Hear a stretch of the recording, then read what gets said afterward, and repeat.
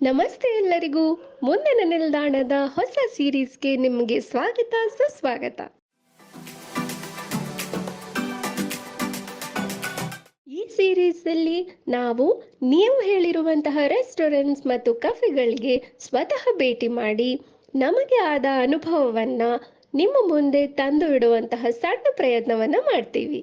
ಯಾವುದೇ ತರಹದ ಸ್ಪಾನ್ಸರ್ಶಿಪ್ ಇಲ್ಲದೆ ವೀಕ್ಷಕರ ಮುಂದೆ ನಮ್ಮ ಆನೆಸ್ಟ್ ಒಪಿನಿಯನ್ಸ್ನ ಕೊಡೋದು ಇದರ ಮುಖ್ಯ ಉದ್ದೇಶ.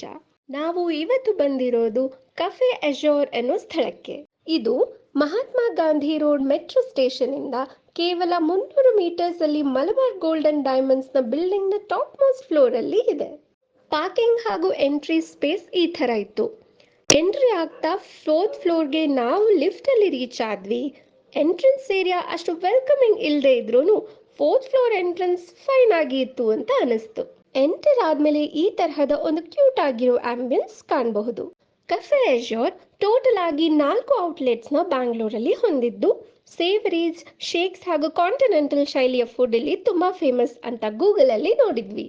ಈ ಕಫೆಯನ್ನ ಆಂಟಿಕ್ ಶೈಲಿಯಲ್ಲಿ ಡೆಕೋರೇಟ್ ಮಾಡಿದ್ದಾರೆ ಹಾಗೂ ಇನ್ಸ್ಟಾಗ್ರಾಮೇಬಲ್ ಸೀನ್ಸ್ ನ ಜೊತೆಗೆ ಟೈಮ್ ಪಾಸ್ಗೆ ಬುಕ್ಸ್ ಗಳನ್ನು ಓದ್ಲಿಕ್ಕೂ ಕೂಡ ಇವ್ರು ಕೊಡ್ತಾರೆ. ಟೋಟಲ್ ಕಫೆನ ಬಾಲ್ಕನಿ ಸೈಡ್ ಹಾಗೂ ನಾನ್ ಬಾಲ್ಕನಿ ಸೈಡ್ ಅಂತ ಡಿವೈಡ್ ಮಾಡಬಹುದು. ಆರ್ಡರ್ ಪ್ಲೇಸ್ ಮಾಡಿ 35 ಮಿನಿಟ್ಸ್ ನ ನಂತರ ನಮ್ಮ ಫಸ್ಟ್ ಆರ್ಡರ್ ನಮ್ಮ ಟೇಬಲ್ಗೆ ಸರ್ವ್ ಆಯಿತು.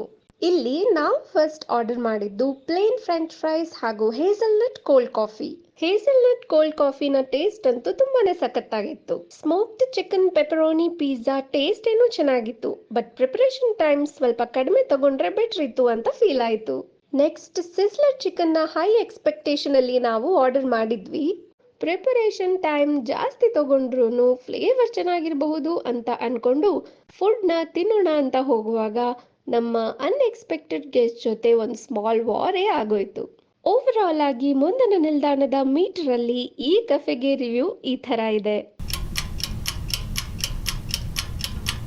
ಮತ್ತೆ ಸಿಗುವ ಮುಂದಿನ ನಿಲ್ದಾಣದಲ್ಲಿ. ಅಲ್ಲಿಯವರೆಗೂ ಸೋಲ್ಮೆಲು ಧನ್ಯವಾದಗಳು.